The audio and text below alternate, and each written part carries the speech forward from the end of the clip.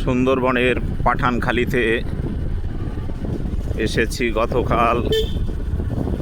জসিম ভাইয়ের সঙ্গে মোটর সাইকেলে যাচ্ছি বাজারের দিকে। দুই দিকে মাঠ, ফিশারি, তার মাঝখান দিয়ে যাচ্ছি।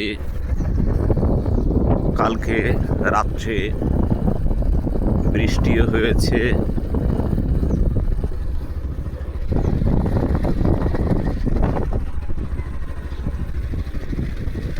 এই পথে অনেক হেঁটে গিয়েছি। এখন সিমেন্টের রাস্তা, কত আবেগ জড়িয়ে আছে। পাঠানখালীতে আসা মানেই জসিম ভাই, ফরিদ ভাই, এদের যে আন্তরিকতা,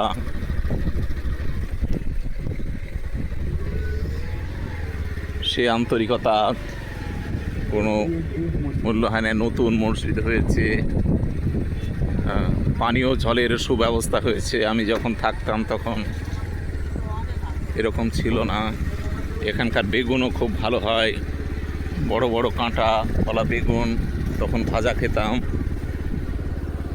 সব কিছুই ছিল সুন্দর। জীবনের সমস্তটা জুড়েই পাঠানখালী মানুষের আন্তরিকতা। এখন টুকটুকিও চলছে, কত পরিবর্তন হয়েছে।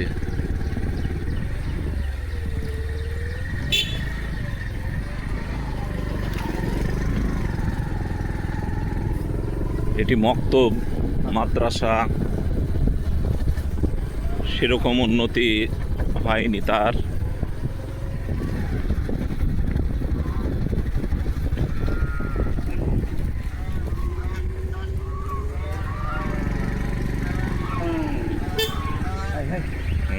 কতগুলি রাজহাঁস,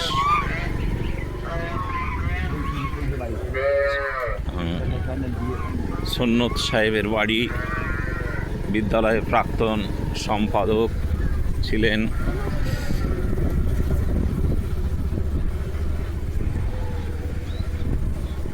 দীর্ঘ 14 বৎসর